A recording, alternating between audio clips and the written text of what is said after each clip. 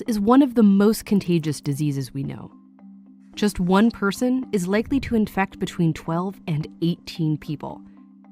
That number is called a disease's basic reproduction number, or R0. Scientists use it to describe how contagious a disease is. Zika, it has an R0 of up to 6.6, super contagious. But the seasonal flu, just a little over 1.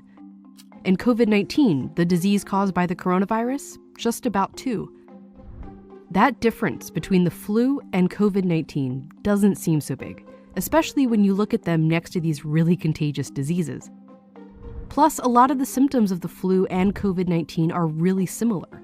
A fever, cough, they can even both lead to pneumonia, which is ultimately how they can both be fatal. So thinking of COVID-19 and the flu as similar is a common and frankly understandable comparison to want to make. This is like the flu? It's a lot like the flu. I like to believe that it's going to end up more like the flu virus. But wait, let's go back to those R0 numbers again. If the flu has an R0 of 1.3, that means each person gets either 1 or 2 people sick. After 10 rounds, that's 56 total people. And if we run the model with COVID-19's R0 at 2, if one person with it gets 2 people sick, you get 2 people sick. After 10 rounds, that's more than 2,000 people. This does not happen with the flu, because COVID-19 is very different. And understanding how is crucial to understanding how dangerous it really is, and why we have to take it so seriously. When we start to look for that comparison to the flu, we almost calm ourselves down. But unfortunately, that's not quite the right reaction here. Every year, the seasonal flu kills as many as 60,000 Americans. As of late March, COVID-19 has killed about 34,000 across the whole world. But scientists expect that number to go up, way up. Tens of thousands of people a year die of the flu. But we haven't had this for a year yet. We've only had this for a few months. The trouble is coming, and we can predict it, and we can see what's coming, at least to a certain extent.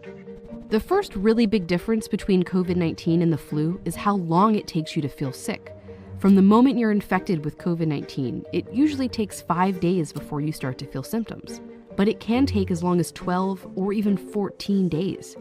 This is the incubation period, the time between when you catch it and when you first realize you're sick. And scientists think you could be contagious during most of this period.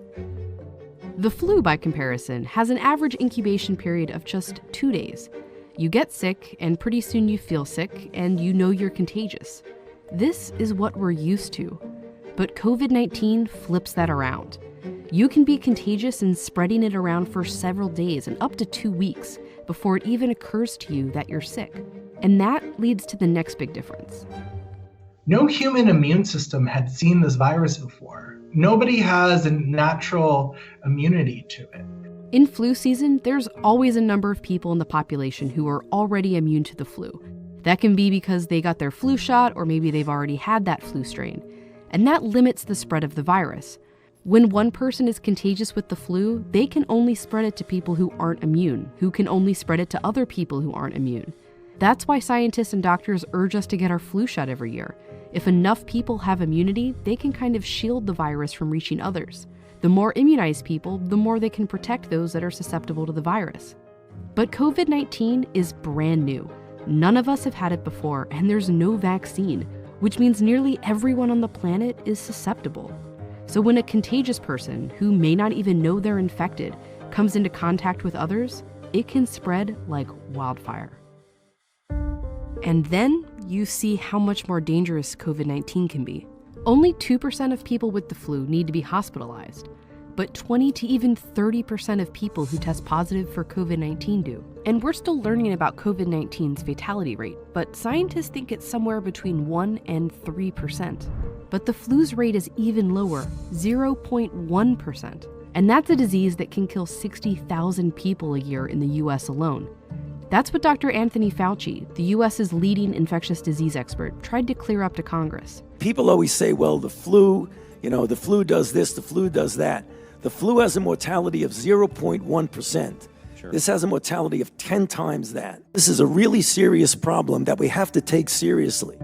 And he's just talking about the average across all age groups. For older people or people with compromised immune systems, it can be way higher.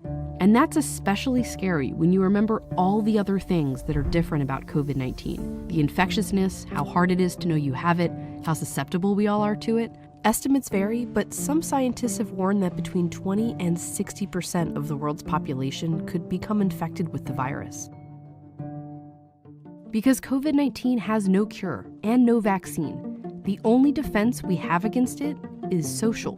We can take ourselves out of the chain, not with immunity, but with social distancing. Just physically not being around anyone and staying home as much as possible.